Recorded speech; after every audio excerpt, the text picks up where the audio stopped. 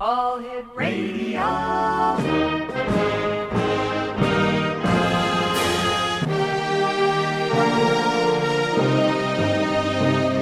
Welcome to the X Zone, a place where fact is fiction and fiction is reality.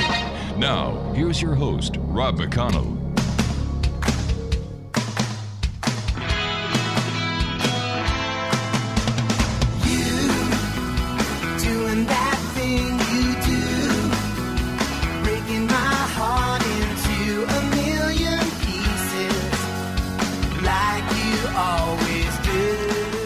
And good evening, one and all, and welcome back to the X Zone. I am Rob McConnell, and we're coming to you on your hometown radio, Classic 1220, right here from our studios and broadcast center in St. Catharines, Ontario, Canada. Now, if you'd like to send me an email, my email address is xzone@classic1220.ca, and of course, we're streamed right around the world on classic1220.ca. My guest tonight is Barbara DeLong. And Barbara has been a seeker of mysteries, of spirituality, and a practitioner for over half a century. At least that's what she'll admit to. Now, during the night, she has become an internationally known podcast host of her own, Nightlight Radio, an author, artist, lecturer, ordained minister, and documentarian. She painted the Cosmic Deck of Invitation, a hand-painted deck of Mandala oracle cards, to be used for private divination and spiritual growth. And she also wrote the handbook, How to Use the Cosmic Deck of Initiation. Her website, barbaradelong.com, is a teaching site combining personal information and a plethora of spiritual material intended to supply insight and light, laughter, and love for all those seeking their own personal pathway within the spiritual spheres. Joining us from Nashville, Tennessee tonight is Barbara DeLong. And Barbara, welcome to the X Zone. Well, thank you very much. It's a pleasure to be here. Barbara, when did your journey start, or what prompted your journey into the work that you do? You know, you're a spiritualist, you're into the mystical, UFOs, Secret of the Stones, documentaries, as well as Cosmic Deck of Initiation. Where did all this start?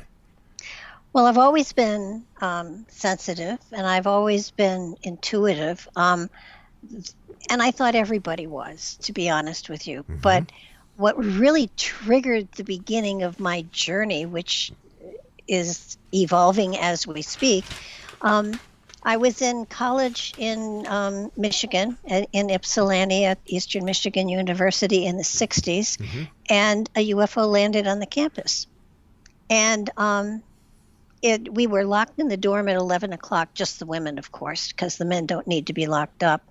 And we were listening to the news, and there was a news flash at 11 that a UFO had been sighted, and then we heard sirens, and there were police cars streaming, onto the campus.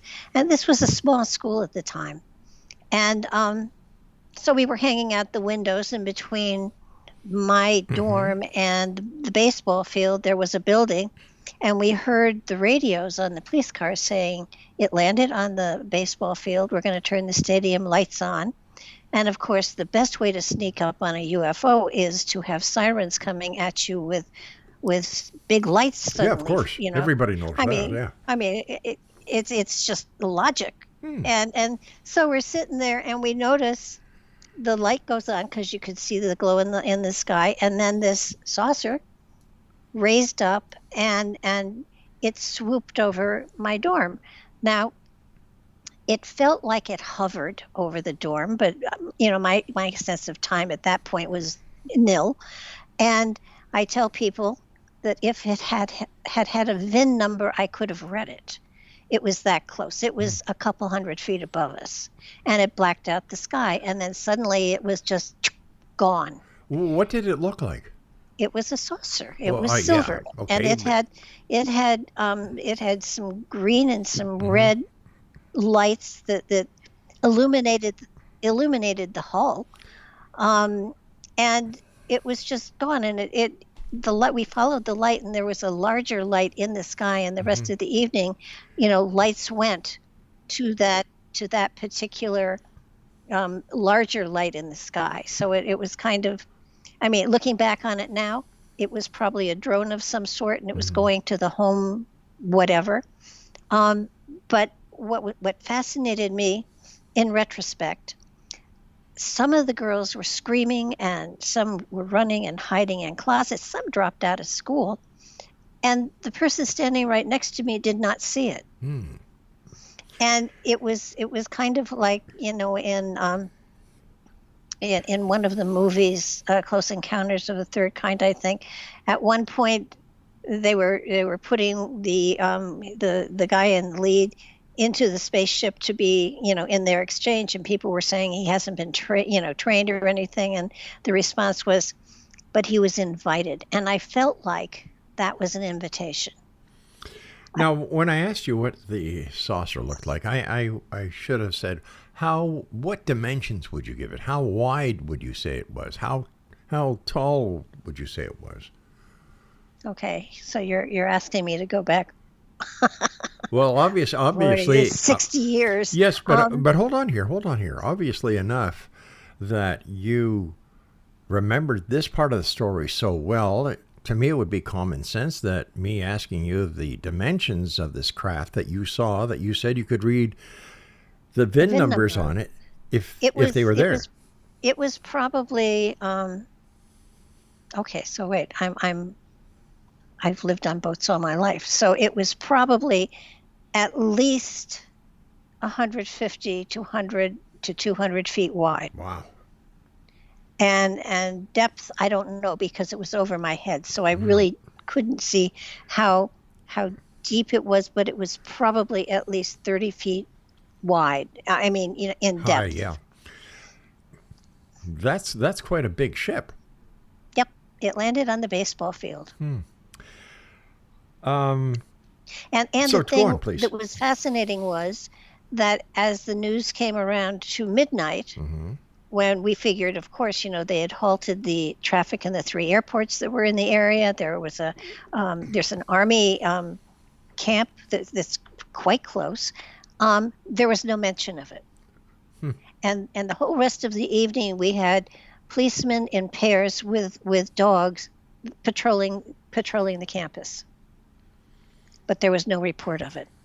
And it appeared in a book that had authenticated UFO sightings in the U.S., and that was one of them. J. Allen Hynek had been in the area, and he did not call this one swamp gas. But he did call it a UFO.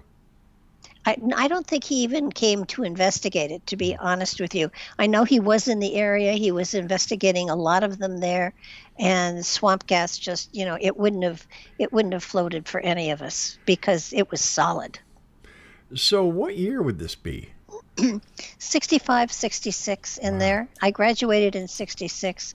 I was student teaching at the time, so it was either 65 or 66, and I'm not really sure exactly when.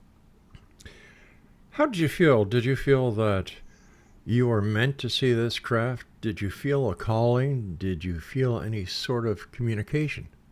I did feel invited, I guess is the best way to put it. It opened my eyes to the fact that, prior to the sighting, I was gonna graduate school, teach school, get married, have children, and have a normal life.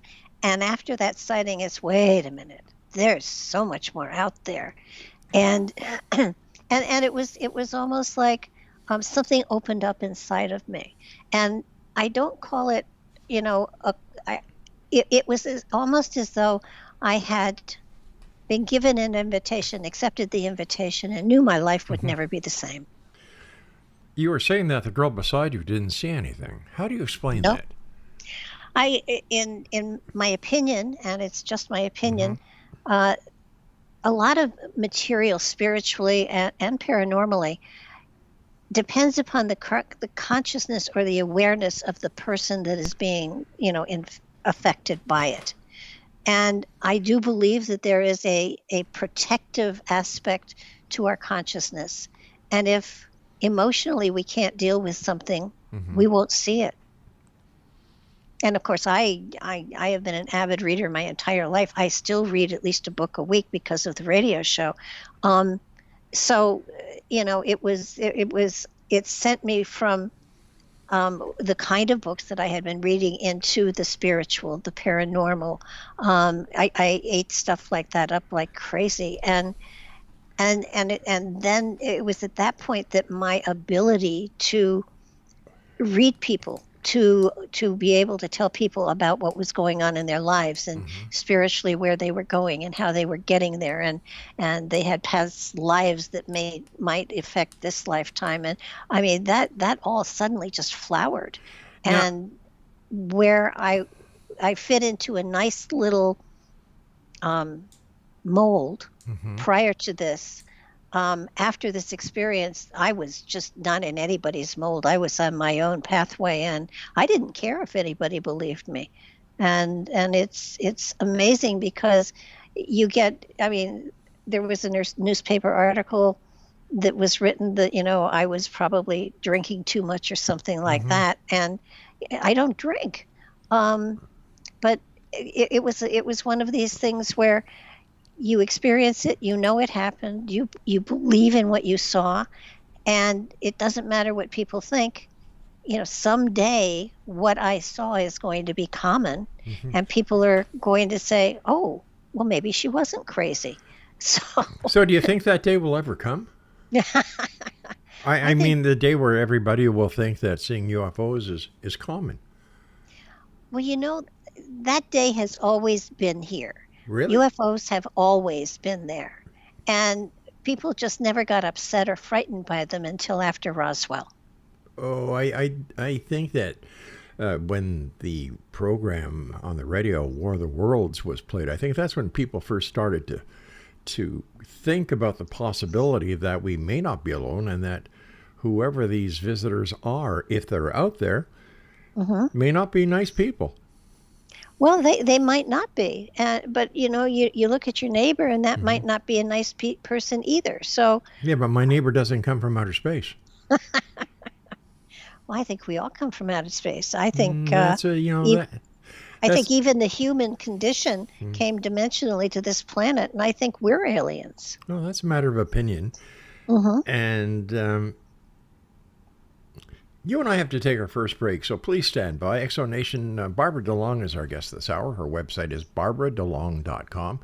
And we'll be back talking more about UFO, spirituality, dimensions, and so much more here in this first hour of tonight's show on the Exo from our broadcast center and studios in St. Catharines, Ontario, Canada, on Classic Radio, Classic 1220, and streamed around the world on classic1220.ca. I'm Rob McConnell. Whatever you do, don't go away, because you know what? We'll both be back. Unless we're abducted by aliens. Don't go away.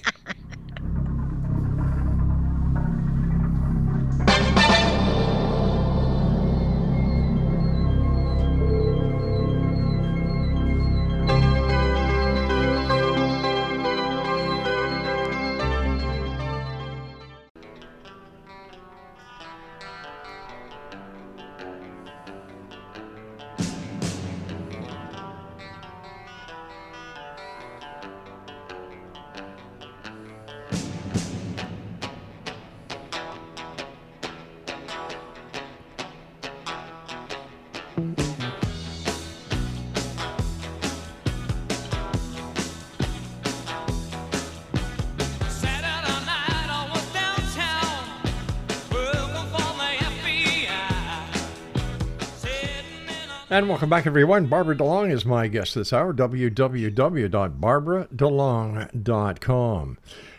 Barbara, prior to your sighting going back to the 65, 66 era, had you been interested in the paranormal, mysticism, spirituality, UFOs? Not formally. I think I always was able to tell when somebody was not being truthful, or I was always able to say, if you were looking at Miss America, I could tell you who was going to win. Wow. I mean, there were things like that went on in my life that I didn't pay a lot of attention to. After the sighting, I started to realize that there were gifts inside that I had never used or developed or worked with. I mean, I did get married and I did Sure. teach for 25 years and I Right, had a right. son, but the entire time I was reaching into understanding the power that we have within us, all of us, and so the element of taking classes in spirituality or I studied in the spiritualist church for 7 years, and I did actually get ordained, and I served in the pulpit for 5 years. But it was just an opening up of you're so much more than anybody gives you credit for. Everyone is so much more than they give themselves credit for, and it was at that point I was free to start looking into those other aspects, those other tool belts that we all have with us that we don't all develop and use. Now, just for my own information, what theological seminary did you go to become I, ordained? I, I, I did several of them. I dropped out of most of them because I had I had objections to some of the material they were sending. I did the new school in New York City. I was there for quite a while. I actually was ordained in oh gosh, the Sanctuary of the Beloved, and that's where my ordination was. And so because of what I had done prior to it, I didn't really feel that I had already been through all of the books and all of the courses and in different places, so that I was very comfortable with being ordained through the Sanctuary of the Beloved. Now, these theological seminaries that you went to, were they online, or did you actually attend a real spiritual seminary? The one in New York City, that was an actual one where where I attended the classes. The other ones, the Spiritualist Church has a seminary program that is correspondent. Wow. I did that for quite a while as well, and so it just things just kind of after a while didn't fit me, so I moved on to something else, and so I have quite a background. So as an ordained minister, what do you do? Well, there are many non-denominational churches out there, and their platforms are open to ordained ministers like me. But what would you do as an ordained minister? Well, church services for one, and so the one that I served in the pulpit of, I was the minister on Sundays, for a rotating minister for 5 years, My goodness. and so I did the church service. I kept forgetting to take the collection, but Oh, you didn't last there long, did you? no, actually they finally had the ushers just stand at the doors and hope that people would drop money in as they left. It was a non-denomination. It was a spiritualist church, and so I got to the very first time I did a sermon. I was so. It was the church that I studied in for 7 years, so I was intent on being absolutely, really hot stuff, and I managed to put the congregation to sleep, the organist to sleep, and I probably took a nap too. And it was sort of like after I was asked back, which I didn't think I would be, I said to them, I am not qualified to give a sermon, but I am qualified to talk to you about the mistakes that I've made, and spiritually what the mistake was, and how I understood that I had made a mistake, and that Right. I needed to do something different. And basically it was like, I'll tell you how I screwed up, and you'll have to find another way. You can't make the same mistake because you already know Right. it's a mistake, so you'll have to find other mistakes to teach you what you need to know. And for 5 years, that's where I went, and I did very unusual services, but I did usually at some point remember collection. So because you are so tuned into people and you can read people very fast, I'm sure that you kind of looked at some of the parishioners in strange ways because you knew that they were up to no good the week before. Well, being a spiritualist, you're looking at people and you're seeing where they're having challenges. You're not thinking, oh, there's a crook. Yeah. But yes, you can absolutely tell those that are having a struggle that they're going through, and quite often just having someone acknowledge the fact that your struggle is apparent and you're doing a good job and keep working at it because you're going to get where you need to go. What is the difference between a spiritualist church and, let's say, an Anglican church, a Presbyterian church, a United church? Well, dogma.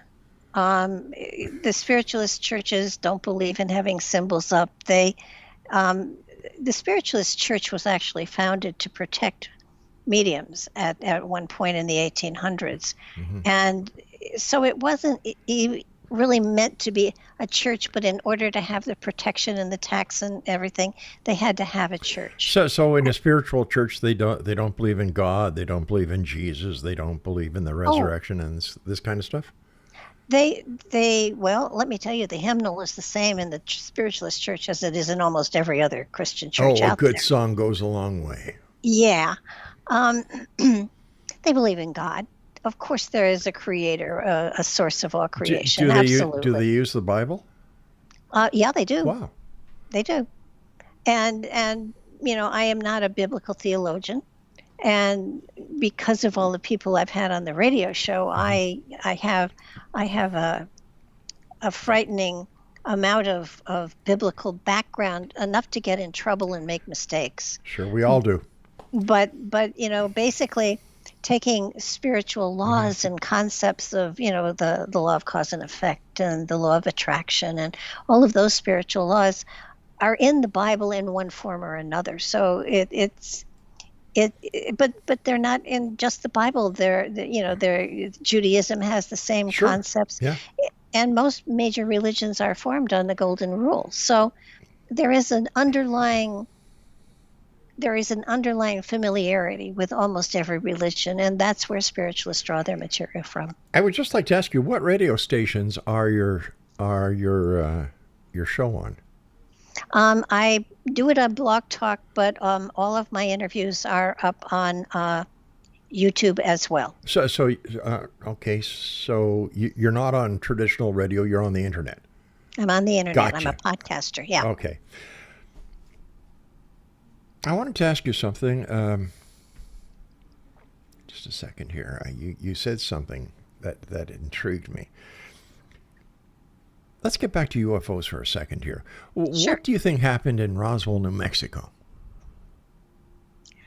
I think that was a crash, mm-hmm. and I think that there were inhabitants in that vehicle. I think that the government had them, and that at least one of them lived for a great deal of time. I don't believe that information is out there at this point in time. I think there were. I believe that most of the UFOs we see are drones. Yeah. But I do believe that there are some that actually have occupants in them. In many ways, I think that this planet is almost quarantined because, to be perfectly honest with you, I think we're a barbaric culture, and we don't have times of peace. Mm-hmm. And I feel that out there is a cosmic brotherhood of some sort. Haven't been invited, don't know if it's there, but do have a feeling that there is some form of organization of cosmic travelers. And are there good guys and bad guys? Sure. But it's hard to tell the white hats and the black hats these days. Here, everybody wears a gray hat. Sure. So as far as aliens, there are good guys and bad guys. And I don't think anybody should be surprised about that. Why would they come to this planet? What do we have to offer? That's a really good question. I do believe that aliens were on this planet before Homo sapiens were. So in many ways, I believe that we are the aliens on the planet. I don't believe that we evolved from an ape. I believe that humans, Homo sapiens, came through a portal, a dimensional portal, and we're here to cultivate the planet and to make it habitable for our kind. And I think sometimes people get, we think that this is our planet, but I don't think it is. Well, And whose planet is it? I think it's whoever was here first, and I don't believe we were here first. Why not? Because of all the underground tunnels and all of the underground caverns that are there that we know of, that we haven't been able to get into. In Alaska, there's the Black Pyramid inside of the mountain. Okay, I've got to take a break very shortly, but I have to ask you: have you been to these caverns? Have you seen these underground bases? I have. I've remote viewed them. I've No, taken people. No. I mean physically gone. Physically, no. Okay. I just wanted to ask you what it was like. How you got the trip there. And other travel questions, because I love traveling. Exo Nation, our guest this hour is Barbara DeLong. Her website is barbaradelong.com. And you can send her an email as well, barbaradelong@gmail.com. This is the X Zone. I am Rob McConnell, and this is a place where people dare to believe and dare to be heard. But it's also a place that searches for answers, but we also demand the truth. And we come to you Monday through Friday from 10 p.m. Eastern until midnight, right here from your hometown radio, classic1220.ca, and streamed around the world. I mean the whole world. You know where? Right here at www.classic1220.ca.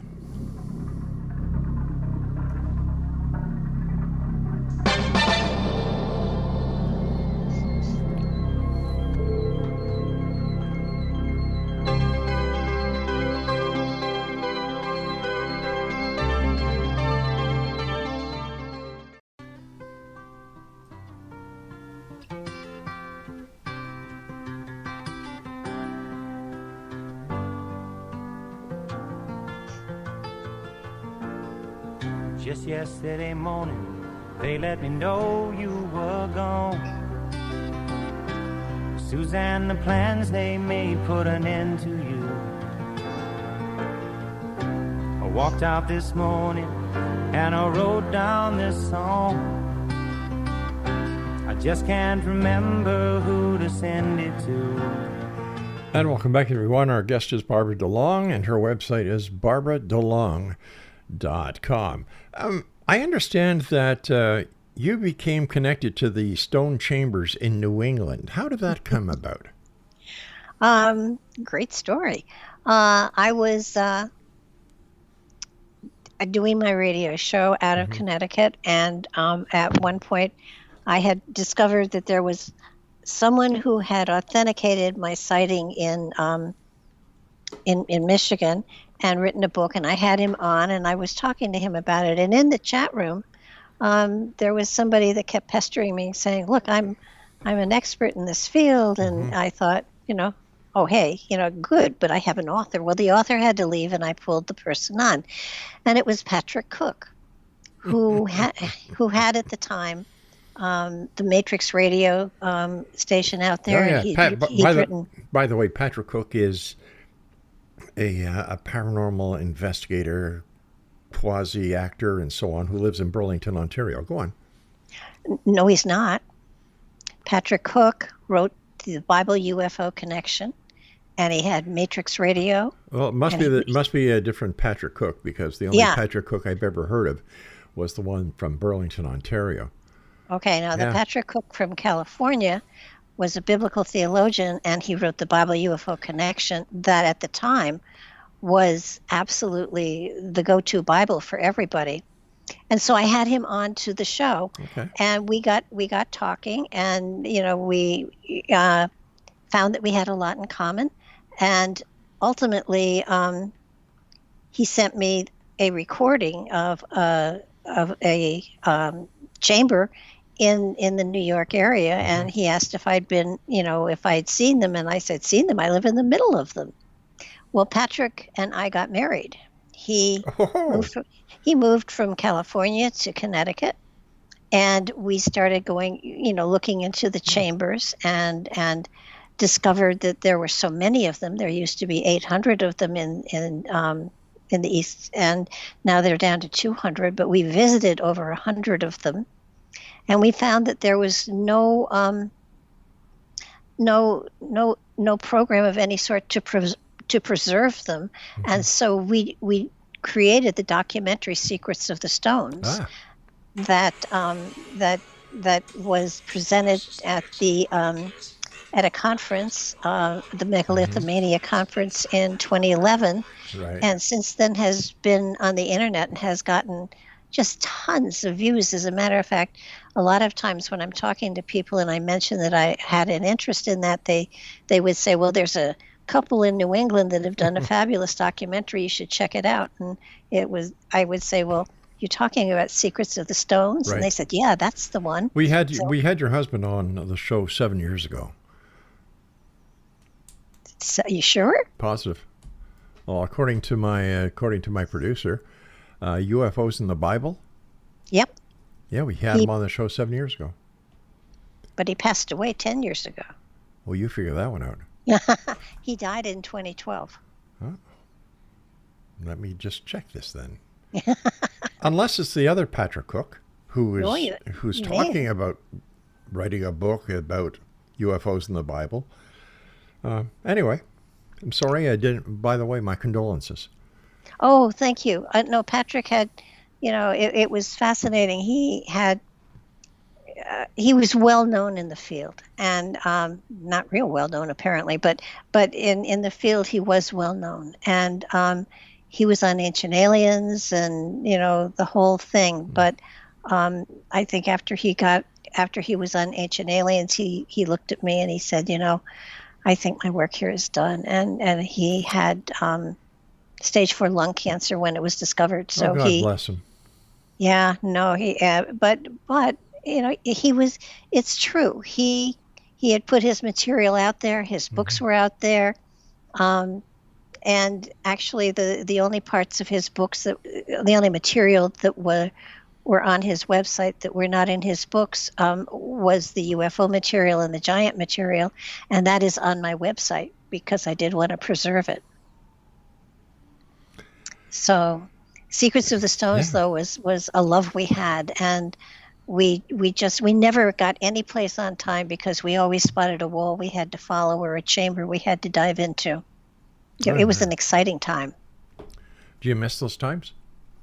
No, I don't miss picking ticks off of myself and other people. To be honest with you, I've always been a gem person, but not a rock person. But I found the chambers intriguing in that they had a feeling inside them very much the same way, the same kind of feeling you have when you're in a crop circle. And there were never any bugs in any of these chambers. These chambers were watertight. They were ancient. The Indians didn't know who made them. They were connected to walls that wound themselves all over the place. Nobody has discovered what they were for yet. There are often, a lot of them are aligned to the solstices, and a lot of them have magnetic anomalies in their entranceways. But they are definitely not, storage for the colonists or anything like that. But they are amazing chambers to be in, and sadly, they are being destroyed. Now, these chambers, had they been investigated by members of the scientific community? And if so, what were their findings? Nope, they haven't been. Why not? I don't know. But I mean, as yourself, as someone who is going after the truth or the origins. Well, there have never been any artifacts buried around them. There's no way to date rocks, but the colonists saw them. They were here when the colonists came. Yeah. The Native Americans absolutely said they did not build them. They were here when they came. There is, no way to investigate it yet. Well, my question is basically, why? First of all, if they're there, and you saw them, Mm-hmm. and they hadn't been reported anywhere else, why wouldn't I would want to find out from a geologist what they are, who built them, Well, the yeah. length of time they've been there. What are the possible reasons for them? Is it geomagnetic? Is it geophysical? These are the questions I'd like to know. Well, they're questions that we asked. But And the did you get a geologist to go down and check these things out? geologists have looked at them. They are basically made out of granite, which has a lot of quartz in it. Yeah. And I kind of thought that they might have been used for communication of some sort. A lot of people said, well, they're glacial anomalies, but that's not true. They were corbelled construction, so there's no cement or anything like that holds the stones together. They have been around forever, and the farmers just these are not walls. Most of them, the walls that we found, were not walls that the farmers said dug up from their fields and made walls out of whatever they pulled up. It's amazing the number of them, and on the website, on my website, there's a button you can push for Secrets of the Stones, and it'll show stone chambers that are all throughout the Northeast here, hundreds of them. And they're just in the woods, and there are some that people use to put their garbage in, and some people have taken them apart for their patios. Isn't it possible that these are just natural formations? Corbelled construction. I mean, it isn't just it's you familiar with corbelled construction? It's what the Phoenicians used to do. And the lentils and the stones are yeah. I I understand that, but if it is such a significant find, why is it so not well known? It's something that we tried very hard to publicize, and with Patrick's death, there was no way I could continue on with what was going on because I was getting older, and frankly, I wasn't going to go tramping in the woods all by myself. We often got very lost. So, it's kind of like we're hopeful that someone else is going to pick up on this. We tried very hard to get towns, to say if you have one of these on your property, you can. If you preserve it, your property tax is half or something like that. We got nowhere with any of it. And megalithomania helped us a great deal, but nothing has been done to my knowledge. And every now and then I'll get an email from somebody that is looking into these stone chambers. They're still there, but there's no explanation as to who made them or why. All right, stand by. We've got to take our final break. But Exonation, what I'm going to do is when we come back from this break, do you guys remember the movie Easy Rider? How about you, Barbara? Do you remember Easy Rider? I remember the title. I'm not sure I saw it. All righty. Jack Nicholson. This was one of his first roles, and he plays the role of a defense lawyer. And you had, let me see who else, Henry Fonda's son. What was his name? Anyway, he was in it, and they were on the side of the road one night, and they were looking up at the sky. And Jack Nicholson was talking about UFOs. When we come back from our very short break explanation, I'm going to play you that clip. We're going back, oh my gosh, let's see, Easy Rider, that would have been in, before 1970 anyway. One of the first great movies. I thought it was great anyway. So when we come back from this break, we're going to play that clip. It's about 4 minutes and 14 seconds. But just listen. I believe that this was one other attempt of the movie industry to try and point us in one direction, as they have been doing throughout the years, Close Encounters of the Third Kind, E.T., and so on and so forth. Just sit back, listen, And after that, Barbara and I will be back to further discuss her findings. And I can't believe that nobody's doing anything about these stone caves.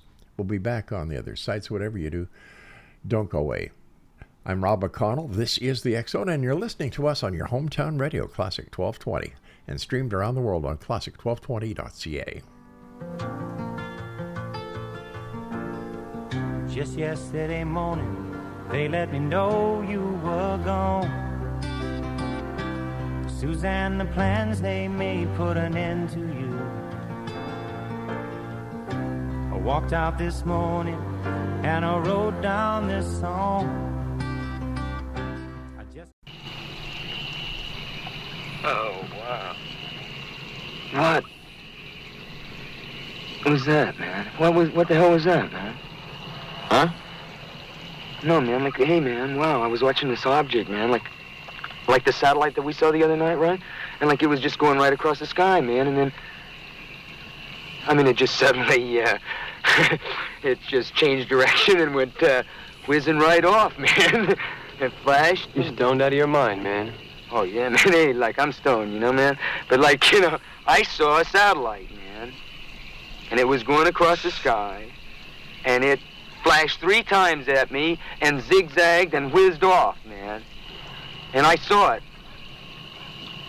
That was a UFO beaming back at you. Me and Eric Heisman was down in Mexico 2 weeks ago. We seen 40 of them flying in formation. They have got bases all over the world now, you know. They've been coming here ever since 1946, when the scientists first started bouncing radar beams off of the moon. And they have been living and working among us in vast quantities ever since. The government knows all about them. What are you talking, man? Well, you just seen one of them, didn't you? Hey, man, I saw something, man, but I didn't see it working here. You know what I mean? Well, they are people just like us from within our own solar system, except that their society is more highly evolved. I mean, they don't have no wars, they got no monetary system, they don't have any leaders, because, I mean, each man is a leader. I mean, each man, because of their technology, they are able to feed, clothe, house, and transport themselves equally and with no effort.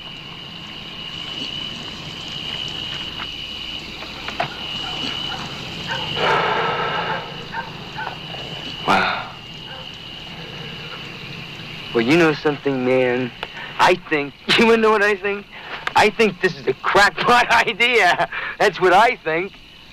How about that? How about a little of that? I think it's a crackpot idea. I mean, if they're so smart, why don't they just reveal themselves to us, huh, and get it over with?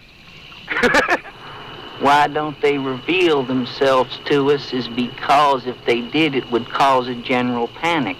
Now, I mean, we still have leaders upon whom we rely for the release of this information. These leaders have decided to repress this information because of the tremendous shock that it would cause to our antiquated systems. Now, the result of this has been that the Venusians have contacted people at all walks of life.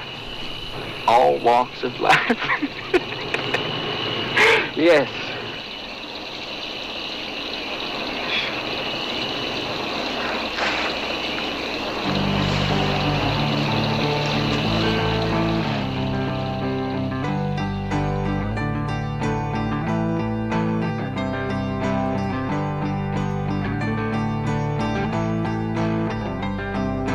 Closing time. Open all the doors and let you out into the world. And welcome back, everyone. That was from a clip from Easy Rider. Easy Rider hit the theaters in 1969, and Peter Fonda, let me see, Dennis Hopper, I should say, and Jack Nicholson. And, you know, I think that what the message was that Jack Nicholson was trying to get to both Peter Fonda and Dennis Hopper.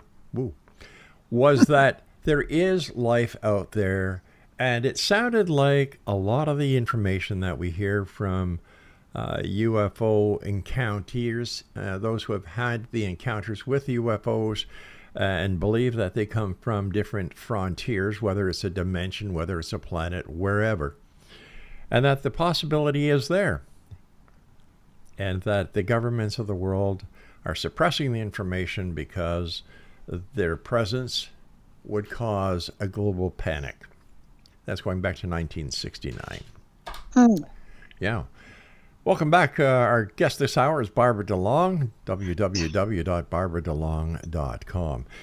Barbara, what is your philosophy on creation and evolution, and how has it changed over the years?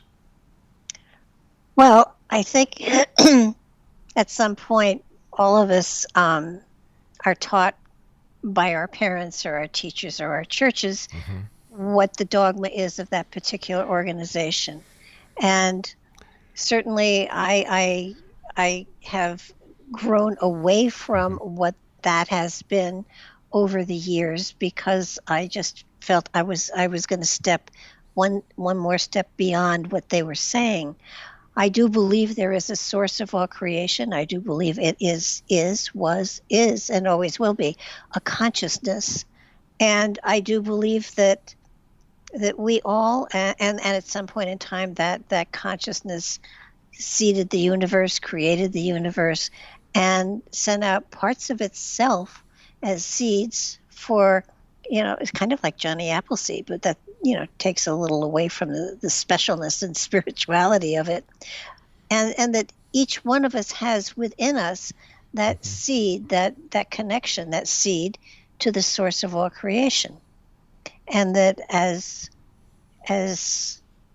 journeyers throughout time, we grow with each incarnation. We gather information, and we move on to another level, and then we take on another persona, but yet that seed is constant within us.